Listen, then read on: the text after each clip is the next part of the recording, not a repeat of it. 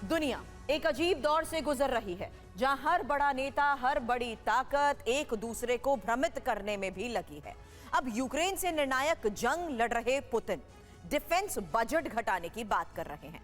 Trump कभी Zelensky को धमकी देते हैं तो कभी रूस को दोस्त बताते हैं। नेतन्याहू कहते हैं कि ईरान खत्म हो गया और खमेनेई दावा करते हैं कि वो पहले से ज्यादा ताकतवर हो गए। उधर नेटो कभी ट्रंप का विरोध करता है तो कभी उनके सुर में सुर मिलाता है। यानी ये सब कह कुछ और रहे हैं, कर कुछ और रहे हैं, लेकिन असल में हो क्या रहा है कोई नहीं जानता। जैसे कि आप मेरे दोनों तरफ फिलहाल जो देख रहे हैं, आईने में हर लीडर का चेहरा अलग अलग दिख रहा है, क्योंकि वो दुनिया को भ्रमित कर रहे हैं। सच और भ्रम के बीच का अंतर समझ नहीं आ रहा। अब सवाल यही है कि क्या ये सब यूं ही हो रहा है, या फिर इस असमंजस की चादर के पीछे तीसरा विश्व युद्ध चुपचाप आकार ले रहा है।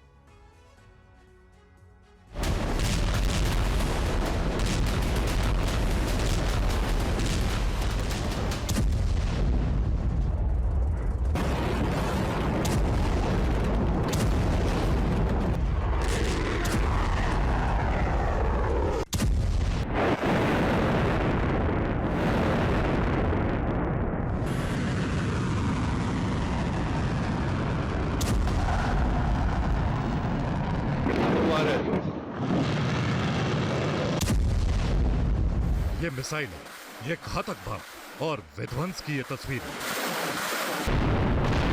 तीसरे विश्व युद्ध की उस पटकथा का हिस्सा है जो भ्रम की स्याही से लिखी जा रही है।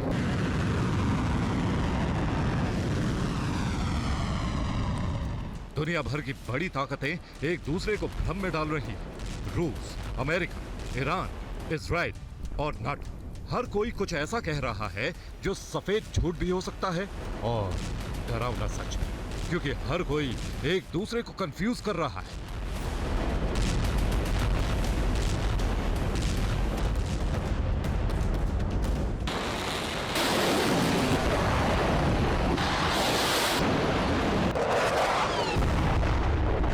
सबसे पहले उन चेहरों को देखिए जिन्होंने अपनी रणनीति में भ्रम को सबसे बड़ा हथियार बना लिया। व्लादिमीर पुतिन यूक्रेन में निर्णायक जंग लड़ रहे हैं, लेकिन कह रहे हैं कि डिफेंस बजट कम करेंगे। ये शांति का संकेत है या पर्दे के पीछे बड़ा खेल चल रहा है? डोनाल्ड ट्रंप, जिनका हर बयान एक नई पहेली बन जाता है, आज कुछ कहते हैं, कल उसका उलट, और दुनिया उलझती जाती है। बेंजामिन नेतन्याहू कभी कहते हैं कि ईरान के न्यूक्लियर ठिकाने तबाह कर दी, और अब वही नेतन्याहू खामनेई से यूरेनियम मांग रहे हैं। आयतुल्लाह अली खामनेई, जिनका दावा था कि परमाणु बम शांति के लिए चाहिए, लेकिन अब हर हाल में उसे पाना उनका मकसद बन गया है। और अंत में नाटो, जो कभी ट्रंप को यूरोप का दुश्मन बताता था, लेकिन अब उसी ट्रंप को डैडी कहकर सुर से सुर मिला रहा है। भले ही ये सारे किरदार अलग हो, लेकिन ये सब एक ही स्क्रिप्ट पर काम कर रहे हैं, और वो है तीसरे विश्व युद्ध की स्क्रिप्ट। सबसे पहले चलते हैं मॉस्को, जहां क्रेमलिन की इस सर्द दीवारों के पीछे एक बड़ी साजिश अंगड़ाई ले रही। दरअसल रूसी राष्ट्रपति व्लादिमीर पुतिन ने दुनिया को चौंकाते हुए कहा कि रूस अगले साल से अपने सैन्य खर्च में कटौती करेगा। ये वही पुतिन हैं जो पिछले 3 साल से यूक्रेन में टैंकों और तोपों की बारिश करवा रहे हैं।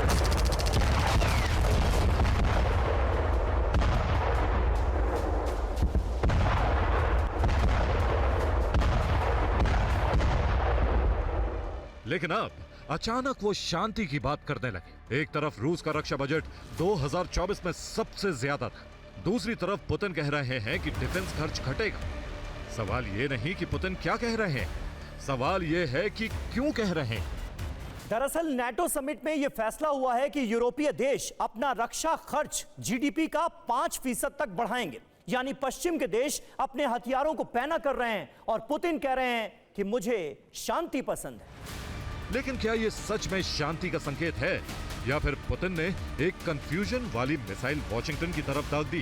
व्लादिमीर पुतिन रणनीति के शतरंज पर चाल चलने से पहले सामने वाले को घूरते नहीं, गुमराह करते, क्योंकि उन्हें यह बखूबी मालूम है कि युद्ध सिर्फ हथियारों से नहीं बल्कि भ्रम फैलाकर भी जीते जाते हैं।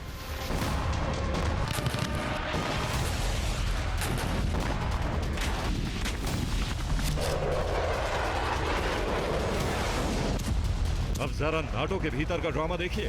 कुछ दिन पहले तक ट्रंप और नाटो एक दूसरे के खिलाफ तलवारें खींच चुके थे। ट्रंप ने नाटो को बेकार बताया था और यूरोप से कहा था कि अपनी रक्षा खुद कर। लेकिन कुछ दिन पहले हुई नाटो की बैठक में अचानक सबकी जुबान बदल गई।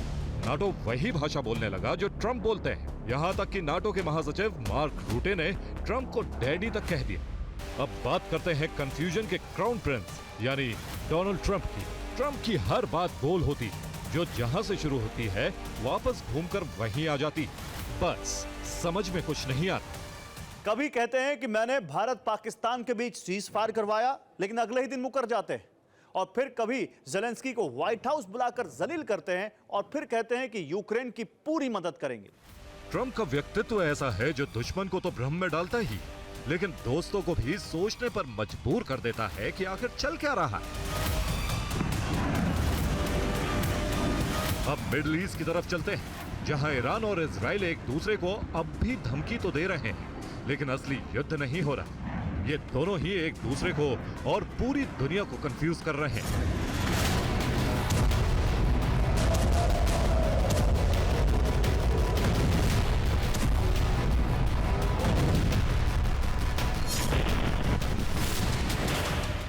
इजराइल दावा करता है कि हमने ईरान के न्यूक्लियर ठिकानों को तबाह कर दिया। वहीं ईरान कहता है हम तो पूरी तरह सुरक्षित हैं, कुछ भी नहीं बिगड़ा।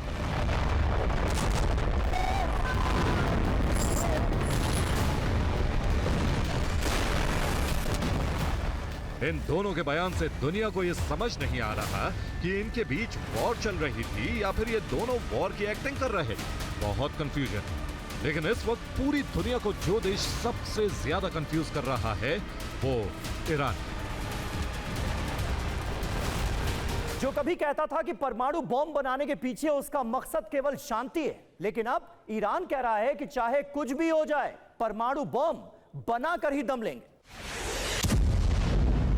इतना ही नहीं, यूएन में ईरान के राजदूत ने यह तक कह दिया कि हम अपने मिसाइल प्रोग्राम पर कोई रोक नहीं लगाएंगे और यूरेनियम संवर्धन को भी नहीं रोकेंगे। कुल मिलाकर इन देशों ने कंफ्यूजन यानी भ्रम को 21वीं सदी के युद्ध का सबसे घातक हथियार बना लिया है।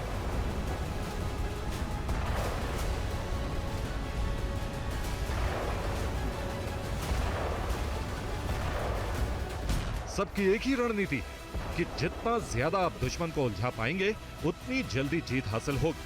तो क्या तीसरे विश्व युद्ध की पटकथा इन्हीं गोलमाल बयानों की स्याही से लिखी जा रही? क्या दुनिया एक ऐसे युद्ध की ओर बढ़ रही है जिसकी शुरुआत अफवाहों से होगी और अंजाम परमाणु धमाकों से? सवाल सिर्फ हथियारों का नहीं है, सवाल मंशा का भी है। और जब मंशा पर सवाल हो तो हर बयान के पीछे महायुद्ध की परछाई नजर आती है।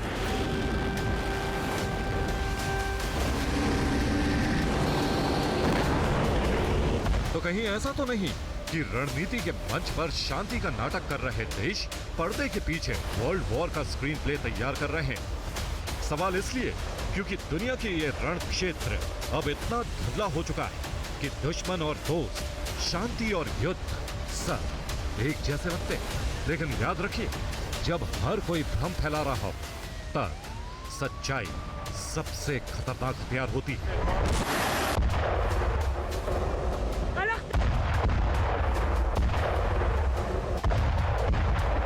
Bureau report, TV9 Bharat.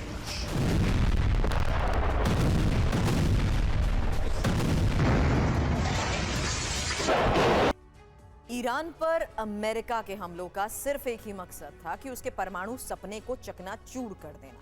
लेकिन क्या सच में ईरान का न्यूक्लियर मंसूबा खत्म हो गया या फिर इजराइल और अमेरिका के हमलों ने उसके इरादों को और ज्यादा आग दे दी है? सवाल इसलिए उठ रहे हैं क्योंकि ईरान का 400 किलो संवर्धित यूरेनियम तो अभी भी महफूज है। तो फिर अमेरिका और इजराइल उसे बॉम्ब बनाने से रोकेंगे कैसे? और अगर ईरान नहीं रुका तो क्या फिर जंग होगी? क्या है ईरान के एटमी मिशन से जुड़ा बड़ा खुलासा? पूरी रिपोर्ट अब आपके सामने।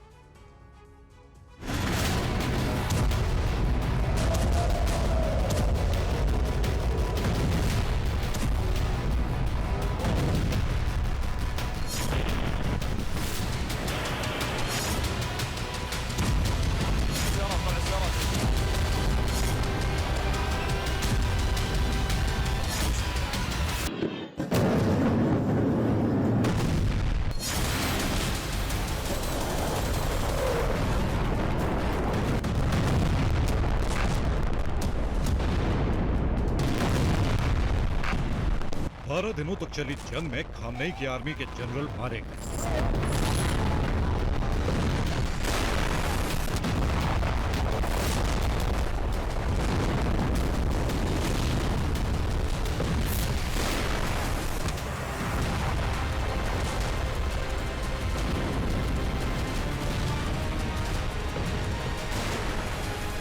परमाणु ठिकाने तबाह हो और तेहरान की ऊंची ऊंची इमारतें जमीन पर आ गई।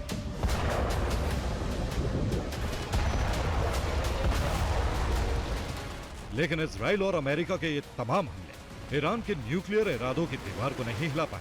ट्रंप और नेतन्याहू को वो लक्ष्य हासिल नहीं हुआ जिसकी चाहत में ये जंग छेड़ी गई, क्योंकि ईरान का 400 किलो संवर्धित यूरेनियम आज भी पूरी तरह सुरक्षित है और ये 400 किलो यूरेनियम 60% तक पहले ही संवर्धित किया जा चुका है। अगर ईरान ने इसे 90% तक संवर्धित कर दिया तो समझिए परमाणु बम बनकर तैयार।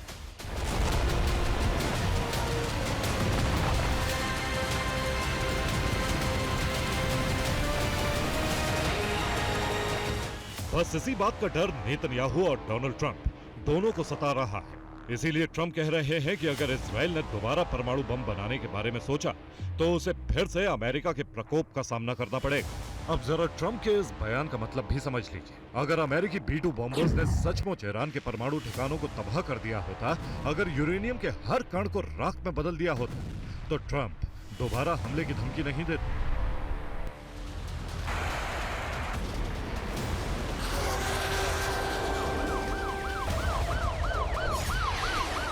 उन्हें ऐसा इसीलिए कहना पड़ा क्योंकि ईरान के परमाणु संदूक में 400 किलो खतरनाक यूरेनियम अब भी महफूज है। वो यूरेनियम पहाड़ों की गहराइयों में सांस ले रहा है, उन पहाड़ों में जिनका नक्शा शायद मोसाद के टेबल तक भी नहीं पहुंचा। दुनिया ईरान की सिर्फ 3 न्यूक्लियर फैसिलिटी के बारे में जानती, फोर्दो, नतांज और इस्फहान। लेकिन इनके अलावा ईरान के पास एक और सीक्रेट न्यूक्लियर प्लांट है जो पिकेकस माउंटेन की चट्टानों के सीने को चीर कर बनाया गया है। यह ईरान का सबसे रहस्यमयी परमाणु ठिकाना है। द सन की रिपोर्ट कहती है यह प्लांट पहाड़ी के भीतर 300 फीट से भी ज्यादा गहराई में छिपा हुआ है। इसकी मौजूदगी की भनक इजरायली खुफिया एजेंसी मोसाद को भी नहीं थी। ईरान का यह गोपनीय न्यूक्लियर प्लांट फोर्दो से करीब 120 किलोमीटर दूर बनाया गया और सबसे हैरान करने वाली बात, B-2 बॉम्बर के हमलों से पहले ही नतांज और फोर्दो प्लांट से 400 किलो 60% संवर्धित यूरेनियम को चुपचाप यहां शिफ्ट कर दिया गया।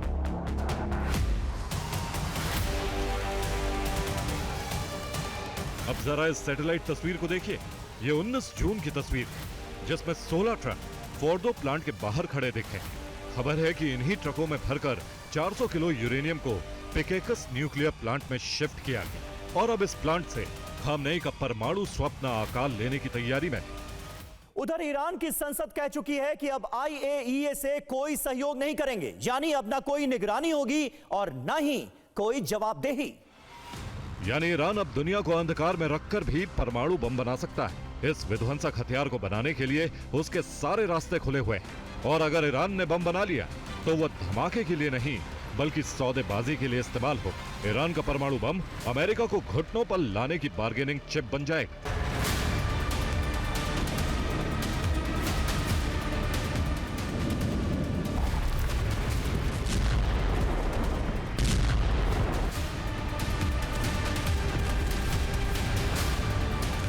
इस बम को बनाने के लिए अब ईरान के पास बहाना भी है, वक्त भी है और इरादा तो वो पहले से लेकर चल रहा है। लेकिन अब वो इरादा सिर्फ हथियार बनाने का नहीं बल्कि हिसाब बराबर करने का है।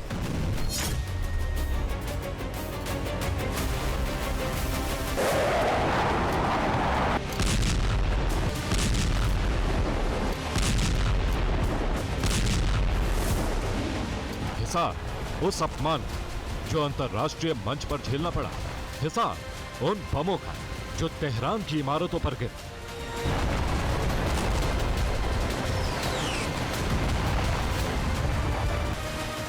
और हिसाब उन मिसाइलों का जिन्होंने खामनेई के करीबियों को निशाना बनाया। Bureau report, TV9 Bharat.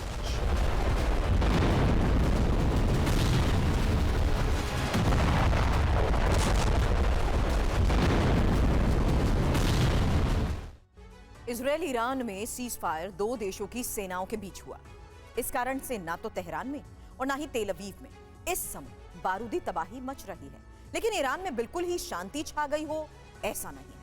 Iran में अब एक अलग तरह का खतरा मंडरा रहा है और ईरान को यह डायरेक्ट खतरा सीधे मोसाद से है, इजराइल की सबसे खतरनाक एजेंसी, जिसने ईरान की टॉप सैन्य ऑफिसर्स को ठिकाने लगाने के बाद वहां के लोगों को नया अल्टीमेटम दे दिया है। ईरान का ब्लड प्रेशर बढ़ाने वाली ये चेतावनी देखिए इस रिपोर्ट में।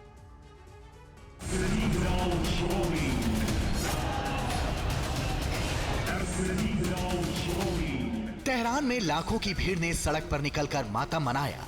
इजरायली हमले में मारे गए परमाणु वैज्ञानिकों और वरिष्ठ सैन्य अफसरों की अंतिम यात्रा में शामिल होकर आंसू बहाए।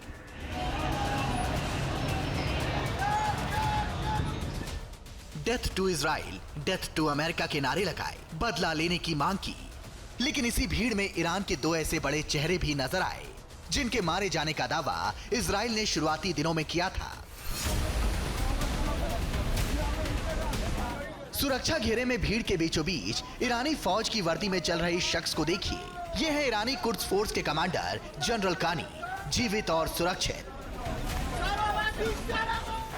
ईरान की इस दूसरी बड़ी शख्सियत को भी देखिए। सैन्य अफसरों को आखिरी सलामी देने वाले इस जुलूस में ये बुजुर्ग चेहरा भी शामिल हुआ। हाथों में छड़ी लिए हुए ये हैं ईरान के पूर्व रक्षा मंत्री Ali Shamkhani, supreme leader Ayatollah Ali Khamenei के सीनियर एडवाइजर। इजराइल ने 13 जून को इनके घर पर टारगेटेड अटैक किया था। उस समय दावा किया गया था कि बेडरूम में सो रहे शामखानी को मौत की नींद सुला दिया गया है। लेकिन अली शामखानी उस हमले में घायल हुए थे और 28 जून को मातम मनाने वाली इस भीड़ में शामिल हुए। इनके जिंदा होने पर इजराइल की खुफिया एजेंसी मोसाद को यकीनन हैरानी हुई होगी। वो मोसाद जिसकी सॉलिड इंटेल के आधार पर ही आईडीएफ ने ईरान के इन टॉप सैन्य अफसरों को पिन पॉइंट अटैक में एलिमिनेट करने का दावा किया था। मोसाद ने शायद इसलिए ईरान के बाकी बचे टॉप सैन्य अफसरों को मारने के लिए फिर से मिशन मोड को ऑन किया है और ईरान के आम लोगों को अपनी जान बचाने के लिए 4 दिशा निर्देश भी दिए हैं। ईरान के लोगों को मोसाद का पहला निर्देश, ईरान के नागरिक आईआरजीसी कर्मियों, खासतौर से वरिष्ठ अधिकारियों से दूर रहें। दूसरा निर्देश, आईआरजीसी के ठिकानों और दफ्तरों के आसपास जाने से बचें। तीसरा निर्देश, शासन से जुड़े लोगों के वाहनों से दूर रहें। चौथा और आखिरी निर्देश, आईआरजीसी कर्मी या अधिकारी फोन करें तो ना उठाएं। सीज फायर नाम का है। दोनों कंट्री में वार चल रहा है 1948 से और ये वार ख़त्म नहीं हो सकता। देखिए, ईरान के अंदर जब इस्लामिक गवर्नमेंट आई है तो उस गवर्नमेंट के आने के बाद ये एंटी इजराइल हो गए। उससे पहले इनका एजेंडा इजराइल नहीं था। जब यहाँ पे पहलवी का रूल था, यहाँ पे इस्लामिक गवर्नमेंट है। जब तक ये गवर्नमेंट रहेगी तब तक ये वार चलता रहेगा और मुझे लगता है कि ये सारी ज़िंदगी वार चलेगा और ये वार ख़त्म होने का कोई चांस ही नहीं। जितनी मर्जी कोशिश कर लो कि यहाँ पे सीज़ फायर हो गया, सीज़ फायर हो ही नहीं सकता क्योंकि ये लड़ाई है आइडियोलॉजी की। मोसाद की इस चेतावनी को विस्तार से समझें तो पिछले वर्ष लेबनान में हुए पेजर अटैक की याद ताजा हो जाती है। 17 सितंबर को हजारों पेजर फटने से हिजबुल्लाह के कई लड़ाकों की मौत हो गई थी। कहा जाता है कि लेबनान में पहले चरण में जिन पेजर और बीपर में धमाका हुआ था वो 2022 में इजराइल में ही बनाए गए थे और कंपनी की जानकारी के बिना चुपचाप अपोलो सप्लाई लाइन में मिक्स कर दिए गए थे। मोसाद के उस पेजर अटैक से पूरी दुनिया हैरान रह गई थी, लेकिन इस बार मोसाद ने ईरान के लोगों को जो चेतावनी दी है उसमें छिपे मंसूबे लेबनान में किए गए उस पेजर अटैक से भी ज्यादा खतरनाक लग रहे हैं। ईरान शायद इसलिए पहले से अधिक सतर्क है। ईरान की खुफिया एजेंसी वाजा ईरान में मौजूद मोसाद के नेटवर्क को खत्म करने का लगातार प्रयास कर रही है। मोसाद का एजेंट होने के शक में ईरान में अब तक 700 लोगों की गिरफ्तारी हो चुकी है। 3 को फांसी की सजा दी गई है। मोसाद का ऐसा डर है कि ईरान के वैज्ञानिक और अफसर मोबाइल फोन रखने से खौफ खा रहे हैं। सभी अफसर अपना फोन बंद कर चुके हैं। मोबाइल फोन से किसी की लोकेशन ना मिल सके, इसके लिए गाइडलाइन जारी की गई है। लेकिन ये मोसाद है जिसका एक ही मकसद है, दुनिया के किसी भी कोने में छिपे इजराइल के दुश्मनों का खात्मा। जिसने 1972 में म्यूनिक ओलंपिक में हुई हत्याओं का बदला लेने के लिए ऑपरेशन रेथ ऑफ गॉड चलाया था। 1980 में ऑपरेशन ब्रदर्स से यह सिलसिला और तेज हुआ और फिर 2024 में लेबनान में पेजर अटैक और 2025 में ईरानी अफसरों के खिलाफ ऑपरेशन नार्निया चलाने तक मोसाद लगातार ताकतवर होता गया। घातक एजेंसी इसलिए कि उनका सर्वाइवल इसके ऊपर है। कुछ हज़ार लोग थे, 40-50 हज़ार लोग थे जब इजराइल बना था। आज वो बढ़ गए, लेकिन शुरू से दुश्मनी चल रही है। इनकी मोसाद को इसी तरीके से काम करना पड़ेगा अपने सर्वाइवल के लिए, और अगर ये उसको नहीं मारते तो इसको मार देंगे। जो मोसाद है वो अपनी कंट्री की सुरक्षा का काम करती है। जो एजेंसीज होती हैं या आर्मी है, उनका काम है उनकी कंट्री को सुरक्षा देना, सुरक्षा प्रोवाइड करना। मोसाद के एजेंट ऐसे में ईरानी अफसरों के विरुद्ध आगे क्या कदम उठाने वाले हैं? तेहरान में घुसकर किस तरह का हमला करने वाले हैं? किलर मोसाद की ऐसी किसी सीक्रेट योजना की सिर्फ कल्पना ही की जा सकती है। Bureau report, TV9 Bharatvarsh. दुनिया में छाए महायुद्ध के खतरों की खबरें आपने देखी हैं, लेकिन अब कुदरत के सैलाबी सितम की तस्वीरें देखिए, जिसने पहाड़ से लेकर मैदान तक प्रलय मचा रखी है। और जून के महीने में भारत के अलग अलग हिस्सों में मॉनसून ने दस्तक देने के साथ ही सैलाबी सितम का ट्रेलर लॉन्च कर दिया है। हिमाचल से लेकर उत्तराखंड, जम्मू कश्मीर से लेकर झारखंड तक बारिश, बाढ़ और सैलाब का आपातकाल जारी है। न सिर्फ भारत बल्कि पड़ोसी मुल्क पाकिस्तान और चीन में भी आसमानी आफत कैसे कहर बनकर टूटी है, कैसे लोकल टू ग्लोबल सैलाब ने सितम ढा रखा है, उस पर यह रिपोर्ट।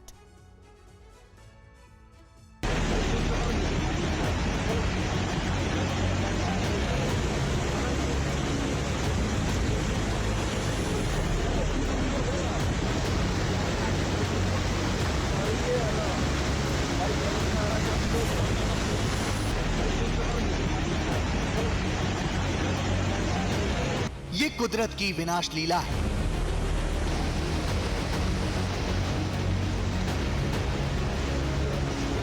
आसमानी आफत कुछ यूं बरस रही है कि मानो अपने साथ सब कुछ बहा ले जाएगी।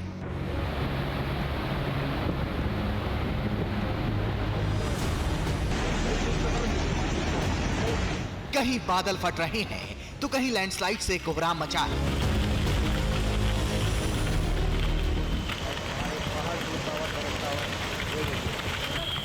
कहीं जल अपना तांडव दिखा रहा है।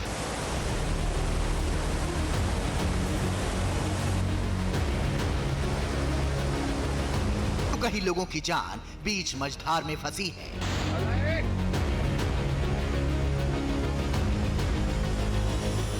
जून के महीने में मौसम ने हाहाकार मचाया हुआ है। पहाड़ से मैदान ऐसा सितम जारी है मानो सब कुछ तहस नहस करने पर आमादा हो। पहाड़ों पर आफत टूट पड़ी है तो जमीन पर सैलाब ने विकराल रूप धारण कर लिया है। कहीं मकान जमींदोज हो गए तो कहीं सैलाब अपने साथ सब कुछ बहा कर ले गए।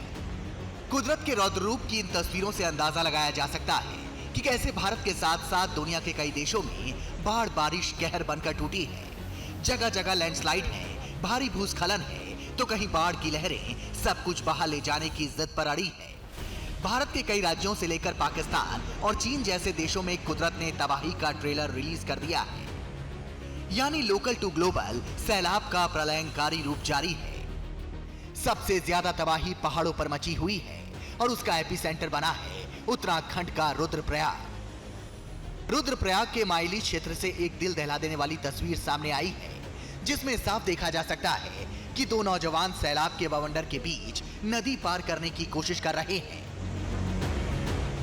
जानकारी के मुताबिक वीडियो मयाली और बधानी ताल मोटर मार्ग पर मुन्या घर और पौंठी के बीच का बताया जा रहा है, जहां बरसाती पानी की चपेट में आने से पुल बह गया, जिसके बाद पीसीएस की परीक्षा देने जा रहे दो युवकों ने उफनती नदी को पार करने का फैसला किया। दोनों ने सुरक्षित नदी तो पार कर ली, लेकिन उनकी एक गलती उनकी जान पर भारी पड़ सकती थी। उत्तराखंड की राजधानी देहरादून में नदी नाले उफान पर हैं, सड़कें नदियों में तब्दील हो गए हैं, जिसकी वजह से कई वाहन पानी के तेज बहाव में निकल नहीं पाए। हालात ये हैं कि कई घरों में पानी घुस गया है।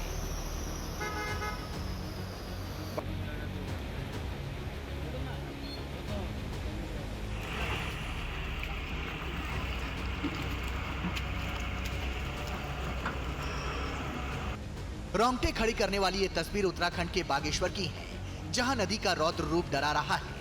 सरयू नदी खतरे के निशान को पार कर तबाही मचा रही है।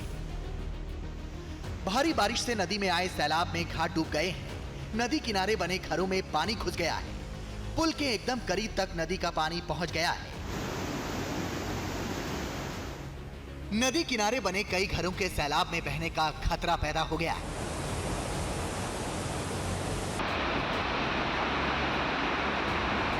पाँच बजे तक हमारी बहुत पानी से पूरा रेता भर गया। हम सुबह से लगे हैं भूखे प्यासे, और हम क्या हर साल का है ये। 2-2 ढाई बजे रात हम खिड़की पे बैठे रहते हैं कि कहीं पानी ना जाए, अंदर पानी ना जाए। छोटे छोटे बच्चे हैं हमारे।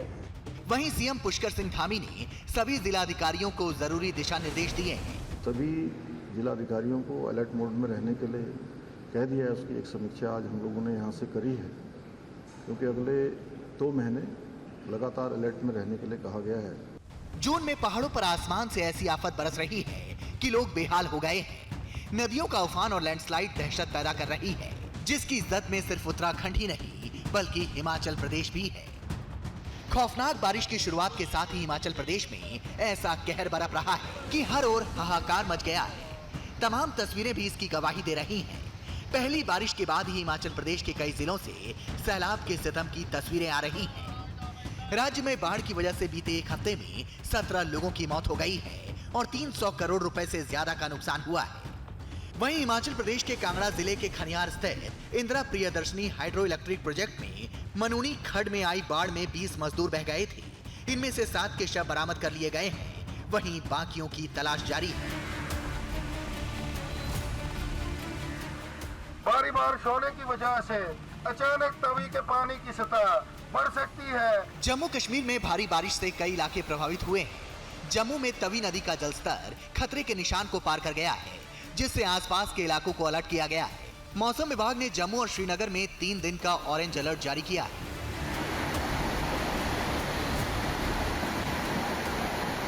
आसमान से बरस रही आफत और जल सैलाब इंसान के लिए मुसीबत का दूसरा नाम बन चुके हैं। तस्वीरें झारखंड के जमशेदपुर की हैं, जहां लगातार भारी बारिश के कारण कोवली थाना क्षेत्र के लवकुश आवासीय विद्यालय में जल जमाव हो गया, जिससे स्कूल में मौजूद 162 बच्चे फंस गए। घटना की जानकारी मिलते ही जिला प्रशासन ने रेस्क्यू ऑपरेशन चलाया और फिर कड़ी मशक्कत के बाद सभी बच्चों को सुरक्षित बाहर निकाल लिया गया।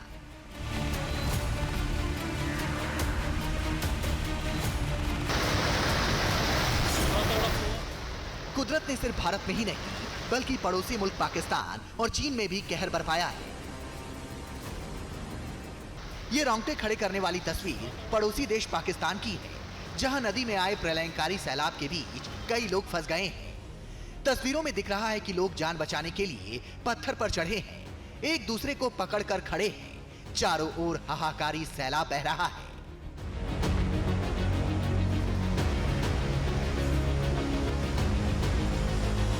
सैलाब के तेज बहाव में पत्थर पर खड़े लोगों ने बहते लोगों को बचाने की कोशिश की, लेकिन 2 लोगों को सैलाब अपने साथ बहा कर ले गए। कुछ ही दूरी पर ये 5 लोग भी नदी के तेज उफान के बीच जान बचाने की जद्दोजहद कर रहे हैं। जानकारी के मुताबिक सियालकोट से स्वात के मिंगोरा इलाके में एक ही परिवार के 15 लोग घूमने आए थे। तभी भारी बारिश से स्वात नदी में सैलाब आ गया। बहाव इतना तेज था कि कुछ देर बाद सैलाब 15 लोगों को बहा कर ले गया। रेस्क्यू टीम सैलाब में लापता लोगों की तलाश में जुटी है। सैलाब कैसे शहर में घुसकर तबाही मचाती है, उसकी तस्दीक चीन से आई ये तस्वीरें कर रही हैं। देखिए, भारी बारिश के बाद अचानक नदी में बाढ़ आ गई और नदी का पानी रोंगझियांग शहर में घुस गया। सड़कों पर सैलाब बहने लगा। इस सैलाब की चपेट में जो कुछ भी आया पानी में बहता चला गया। सैलाब गाड़ियों को खिलौने की तरह बहा कर ले गया। हर तरफ कोहराम मच गया। पूरा शहर सैलाब में देखते ही देखते जलमग्न हो गया। चीन के कई इलाकों में भारी बारिश के चलते बाढ़ जैसे हालात में लोग बेहाल हो गए हैं। कुल मिलाकर ये मॉनसून पिछले कुछ सालों की तरह ही विनाशकारी मूड में है, जिससे राहत फिलहाल लोगों को मिलती नहीं दिख रही। Bureau report, TV9 Bharatvarsh. Iran Israel की 12 दिनों की जंग में कौन किस पर भारी पड़ा, इसका आकलन तो युद्ध विशेषज्ञ करते रहेंगे, लेकिन इजरायल के साथ जंग में ईरान को एक चीज की बेहद कमी महसूस हुई। यही कमी ईरान की बड़ी कमजोरी के रूप में भी सामने आई। ईरान के पास एक से बढ़कर एक घातक मिसाइलें और विध्वंसक ड्रोन तो है ही, लेकिन उसके पास इजरायल की तरह अत्याधुनिक एयरफोर्स नहीं है। इजरायल के साथ युद्ध से सबक लेकर अब ईरान अपनी एयरफोर्स को मजबूत करने जा रहा है। और हैरानी की बात तो यह है कि इसके लिए ईरान रूस की नहीं बल्कि चीन की मदद ले रहा है।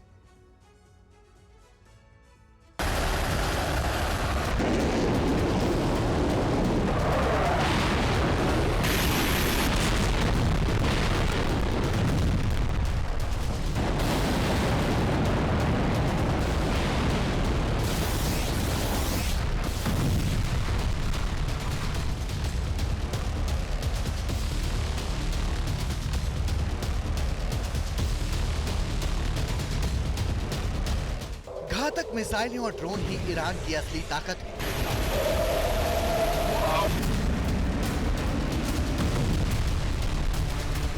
अपनी इन्हीं विध्वंसक मिसाइलों और ड्रोन के बारूदी प्रहार से ईरान सुपर पावर अमेरिका और पावरफुल इजराइल को चुनौती देता रहा। 12 दिनों की जंग के दौरान ईरान ने बेशक अपनी पूरी ताकत से इजराइल का मुकाबला किया। इतना ही नहीं, अपने 3 परमाणु ठिकानों पर अमेरिका के विध्वंसक हमलों के बाद ईरान ने कतर में अमेरिकी बेस पर मिसाइलें दागकर पलटवार किया। लेकिन ईरान के पास अमेरिका और इजराइल की तरह मजबूत और अत्याधुनिक एयरफोर्स ना होने की कमी ईरान को इस जंग के दौरान हर दिन महसूस होती रही। ईरान अब नए सिरे से अपनी एयरफोर्स को मजबूत और आधुनिक बनाने जा रहा है।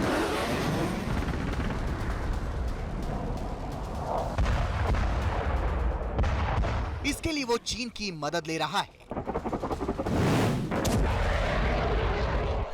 रिपोर्ट्स के अनुसार चीन से ईरान J-10C फाइटर जेट खरीदने जा रहा है। ईरान चीन से 36 J-10C लड़ाकू विमान खरीदेगा। J-10C एक मल्टी रोलर फाइटर जेट है। ये लड़ाकू विमान हवा में गोते लगाने में माहिर है। इसका सबसे बड़ा हथियार PL-15 मिसाइल है, जिसकी रेंज 200 किलोमीटर से ज्यादा मानी जाती है। ये दुश्मन की एयर डिफेंस सिस्टम को नष्ट कर सकता है। चीन का दावा है कि J-10C फाइटर जेट इजराइल के विमानों को दूर से ट्रैक और इंटरसेप्ट कर सकता है। हालांकि युद्ध के जानकारों का मानना है कि इजराइल के पास F-35 जैसे स्टेल्थ प्लेटफॉर्म हैं, जिनसे मुकाबला करना J-10C की क्षमता के बाहर है। सवाल यह भी उठता है कि ईरान ने अपने सहयोगी रूस से लड़ाकू विमान ना खरीदकर चीन के फाइटर जेट को क्यों चुना, जिनके बारे में कहा जाता है कि चीन अपने सहयोगियों और ग्राहकों को अपने कबाड़ विमानों को अत्याधुनिक बताकर बेच देता है। तो अब इस सवाल का जवाब भी जान लीजिए।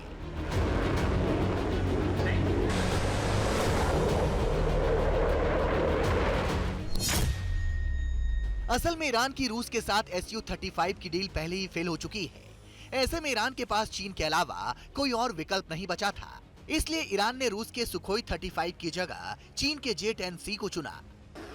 ये एक हकीकत है कि ईरान की एयरफोर्स के पास ऑपरेशनल क्षमता नहीं है। इजराइल के साथ युद्ध में ईरान सिर्फ अपनी लंबी दूरी की बैलिस्टिक मिसाइलों और ड्रोन पर ही निर्भर था, जबकि उसका प्रतिद्वंदी इजराइल लगातार अपने अत्याधुनिक फाइटर जेट से ईरान के अंदर बमबारी कर रहा था और भयंकर तबाही मचा रहा था।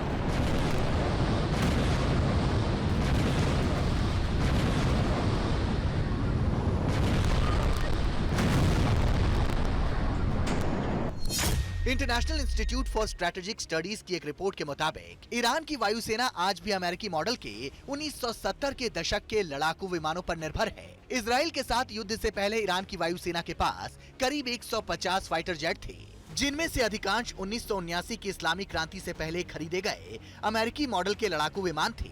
इनमें F-4 फैंटम 2 लड़ाकू विमान, F-5 टाइगर 2 और F-14A टॉमकैट्स हैं। हालांकि इनमें से कई लड़ाकू विमान उड़ने की हालत में भी नहीं है। 1980 के दशक के कुछ MiG-29 भी ईरान के पास हैं, लेकिन स्पेयर पार्ट्स और तकनीकी सपोर्ट की बेहद कमी के चलते वो भी अब कारगर नहीं है। ईरान के पास कोई एडवांस लड़ाकू विमान नहीं है। उसके पास एयर डिफेंस का दमदार नेटवर्क भी नहीं है। जो था भी उसे इजराइल तबाह कर चुका है। Bureau report, TV9 Bharatvarsh.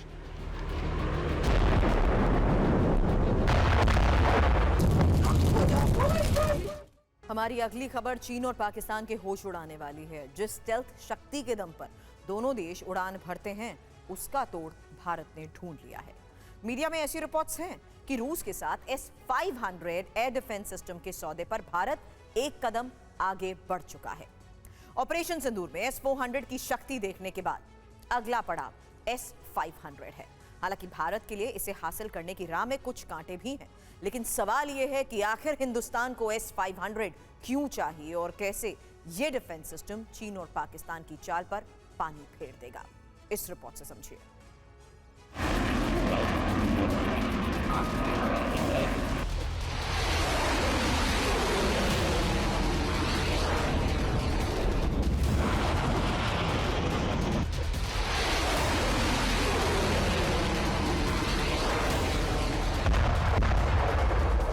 दुश्मनों की स्टील्थ धमकी को धूल चटाने के लिए भारत ने जबरदस्त प्लान बनाया है। ये प्लान दशकों तक हमारी वायुसेना को सुरक्षित करने का है।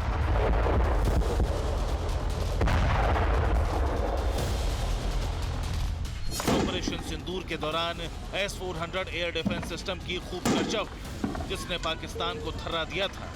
बीजिंग बेचैन हो उठा था।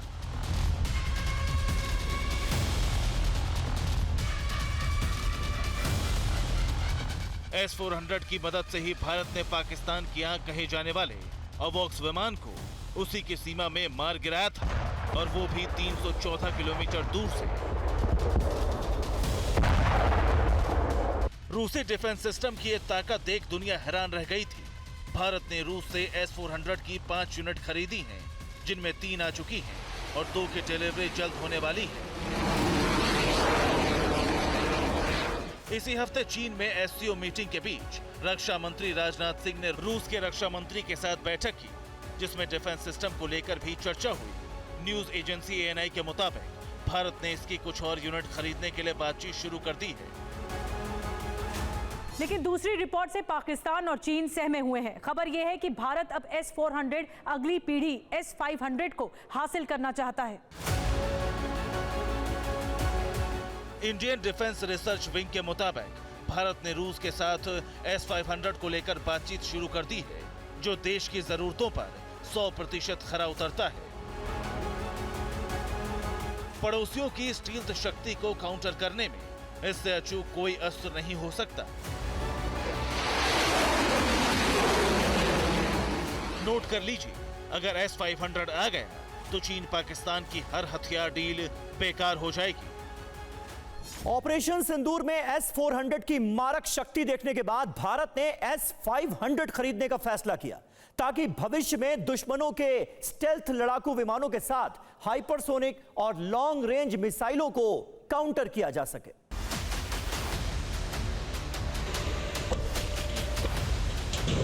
मौजूदा वक्त में S-500 को दुनिया का सबसे अत्याधुनिक एयर डिफेंस सिस्टम माना जाता है।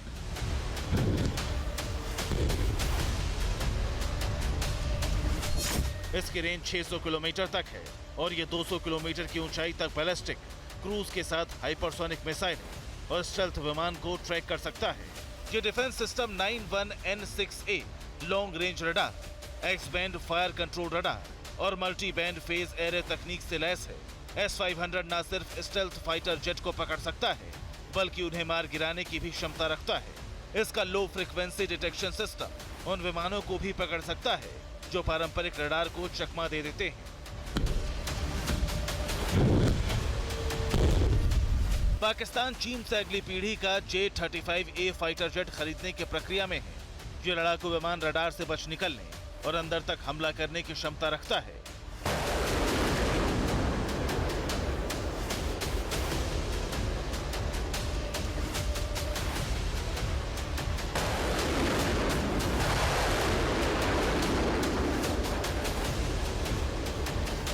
ऐसे में S-500 की स्टेल्थ ट्रैकिंग क्षमता भारत को पाकिस्तान और चीन दोनों से आने वाली हवाई चुनौतियों से निपटने में मदद करेंगी।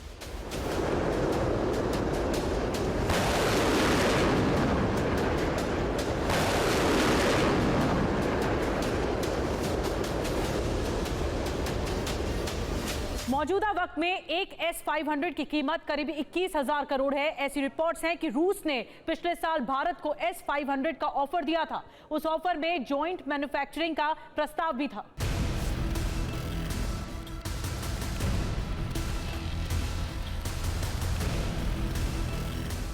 रूस के राष्ट्रपति व्लादिमीर पुतिन इस साल भारत के दौरे पर आने वाले हैं।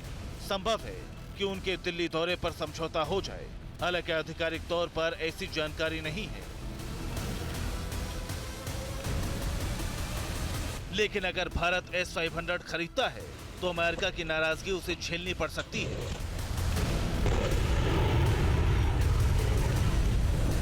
रूस के साथ भारत का रक्षा सौदा व्हाइट हाउस को चुभता है।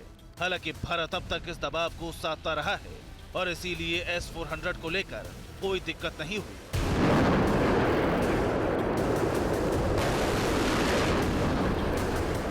लेकिन S-500 के मामले में कूटनीतिक मुश्किलें आ सकती हैं।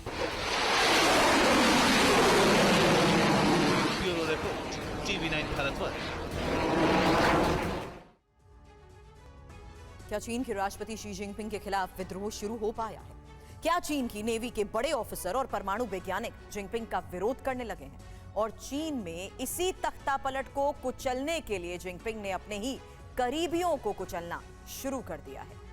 पिछले कुछ दिनों में जिनपिंग ने अपने उन सबसे भरोसेमंद अधिकारियों को पद से हटाया है जो जिनपिंग के विस्तारवाद के प्लान के चैंपियंस माने जाते थे।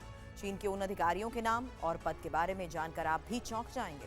आखिर कैसे चीन में डरे हुए जिनपिंग अपने ही लोगों के खिलाफ एक्शन ले रहे हैं?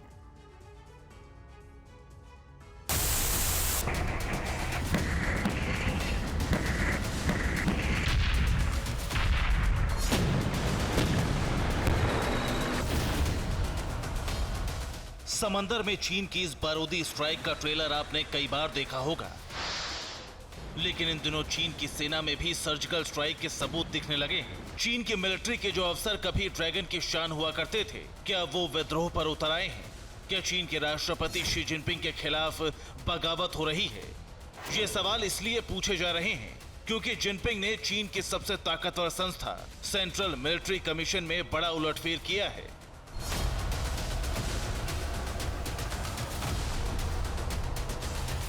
सफेद यूनिफॉर्म में चीन के सैनिकों की सलामी ले रहे अफसर हैं सबसे बड़े सीनियर एडमिरल मियाओ हुआ। जिनपिंग ने अब मियाओ हुआ को उनके पद से हटा दिया है। जब दक्षिण चीन सागर में जिनपिंग विस्तारवाद के ख्वाब देख रहे थे, ऐसे में एडमिरल मियाओ की अचानक बर्खास्तगी कई सवाल खड़े कर रही है। एडमिरल मियाओ हुआ न सिर्फ चाइनीज नेवी के सबसे काबिल अफसर थे, बल्कि वो जिनपिंग के प्लान पर तेजी से काम कर रहे थे। मियाओ हुआ पर अनुशासन के गंभीर उल्लंघन का आरोप लगाया गया। गंभीर उल्लंघन शब्द भ्रष्टाचार के खिलाफ जिनपिंग का कोडवर्ड है। 1960 के बाद चीन में सीएमसी के इतने बड़े अधिकारी को पद से हटाया गया है। चीन के राष्ट्रपति शी जिनपिंग खुद सेंट्रल मिलिट्री कमीशन के अध्यक्ष हैं। बड़ी बात यह है कि जिनपिंग ने खुद एडमिरल हुआ को इस पद के लिए चुना था। ऐसे में आप समझ सकते हैं कि जिनपिंग को उनके खिलाफ किसी साजिश का एहसास होने लगा था। जिनपिंग ने सिर्फ मियाओ हुआ को ही नहीं, बल्कि दो और बड़े अधिकारियों को उनके पद से बर्खास्त कर दिया है।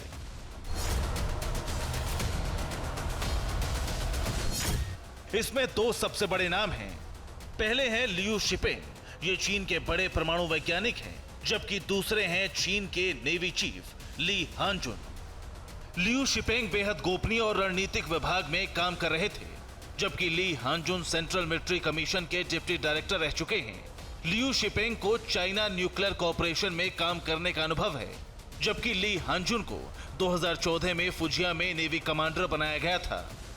Liu shipping nuclear research centre के चेयरमैन रह चुके हैं, जबकि ली हानजुन को नेवल कमांड कॉलेज का डायरेक्टर बनाया गया था।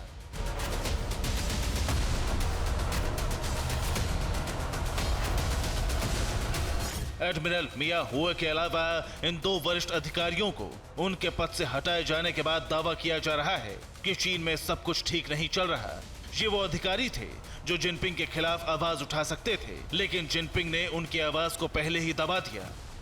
पिछले 2 सालों में चीन के 2 रक्षा मंत्री, पीएलए के रॉकेट फोर्स के 2 प्रमुख और कई रक्षा कारोबारियों को भी उनके पदों से हटाया गया है। कई विशेषज्ञों का मानना है कि शी जिनपिंग सेना में अपने विरोधियों को खत्म कर एक नया गुट तैयार कर रहे हैं जो पूरी तरह से उनके नियंत्रण में है।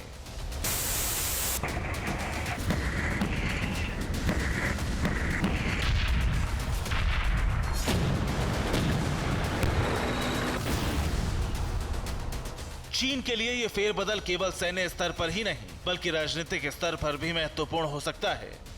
जिनपिंग के एक्शन से साफ है कि वो सत्ता पर पकड़ मजबूत करने के लिए किसी भी हद तक जा सकते हैं, फिर चाहे अपने सबसे भरोसेमंद अधिकारियों को उनके पद से ही क्यों न हटाना पड़े।